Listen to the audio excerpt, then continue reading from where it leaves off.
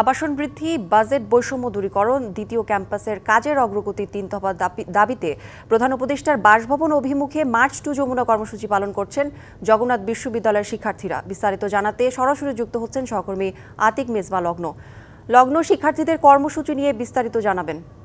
কৌরি, শিক্ষার্থীরা আজকে যে কর্মসূচি নিয়েছে এটা তাদের দীর্ঘদিনের একটা দাবি ছিল, অর্থাৎ দেশের অন্যতম আবাসন সুবিধাহীন যে বিশ্ববিদ্যালয় জগন্নাথ বিশ্ববিদ্যালয়, তারা যেন তাদের জাতীয় বাজেট থেকে বিশ্ববিদ্যালয়ের জন্য যে বাজেটটা রয়েছে সেখানে যেন কোনো রকমের বৈষম্য না হয়, তার জন্যই কিন্তু শিক্ষার্থীরা ৩ দফা দাবি নিয়ে লং মার্চ টু যমুনা অর্থাৎ প্রধান উপদেষ্টার বাসভবন অভিমুখে যাত্রা শুরু করবে। আজকে সকাল 11টায় নির্ধারিত কর্মসূচি দেওয়া থাকলেও কিছুটা বিলম্ব হয়েছে। এখন আসলে যারা বিভিন্ন ছাত্র প্রতিনিধি এবং শিক্ষার্থীরা এবং সেই সাথে শিক্ষকরা সবাই মিলে একটা ব্রিফিং করছেন, অর্থাৎ তারা আসলে তাদের কর্মসূচির ব্যাপারে একটা শলা পরামর্শ করছেন এবং এরপরেই কিন্তু যে জটলাটা এখন দেখতে পাচ্ছেন, অর্থাৎ বিশ্ববিদ্যালয়ের ছোট্ট ক্যাম্পাসে যে একটা বড় সংখ্যক লোকের ভিড় আমরা দেখতে পাচ্ছি, এই ভিড়টা মূলত তাদের এই কর্মসূচির জন্য তারা আসলে এখানে একতাবদ্ধ হয়েছে। নগদ পেমেন্টে 500 টাকা পর্যন্ত ক্যাশব্যাক আর লেনদেনে প্রতিদিন ডিপ ফ্রিজ এবং ঘন্টায় ঘন্টায় এসি টিভি সহ দারুণ সব গিফট। আজকে কিন্তু অনেকগুলো বিভাগের পরীক্ষা ছিল, সেমিস্টার ফাইনাল ছিল, মিড টার্ম পরীক্ষা ছিল, সবকিছুকেই কিন্তু আজকে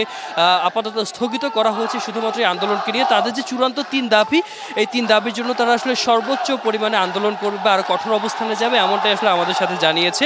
এবং প্রচুর পরিমাণে আমরা ফেস্টুন, ব্যানার দেখেছি, সমাগম দেখেছি ক্যাম্পাসের বিভিন্ন পর্যায়ে, যেখানে আসলে শিক্ষার্থীরা তাদের যে দাবির কথাগুলো, তাদের যে চাওয়া পাওয়াগুলো বিভিন্ন স্লোগানের মাধ্যমে ছান্দসিক প্রকাশে কিন্তু তারা আসলে সবাইকে জানাচ্ছিল। সেই সাথে আমরা দেখেছি যে এছাড়াও যে বিভিন্ন বিভাগের শিক্ষকরা রয়েছেন বা অন্যান্য কর্মচারীরা যারা রয়েছেন, তারাও কিন্তু এখানে আসলে এক হয়ে গেছেন এবং তারা এখানে কিন্তু তারা সবাই মিলে কিন্তু সম্মিলিতভাবে এখানে তারা তাদের এই আন্দোলনটাকে যেন ঠিকঠাক মতো পরিচালনা করতে পারেন এবং তাদের দাবি দাওয়াগুলো তুলে ধরতে পারেন, সেই বিষয়টা কিন্তু তারা জানাচ্ছিলেন। তবে কিছুক্ষণের মধ্যেই কিন্তু এই কর্মসূচি আরও সামনের দিকে অগ্রসর হবে, তারা প্রধান উপদেষ্টার বাসভবন অভিমুখে যাবে। এদিকে আইনশৃঙ্খলা রক্ষাকারী বাহিনী যারা রয়েছেন তারাও কিন্তু তৎপর রয়েছেন কোনো ধরনের অপ্রীতিকর ঘটনা না ঘটে সেই জন্য। তো এই ছিল কৌরি, জগন্নাথ বিশ্ববিদ্যালয় থেকে সর্বশেষ। ধন্যবাদ লগ্ন আপনাকে।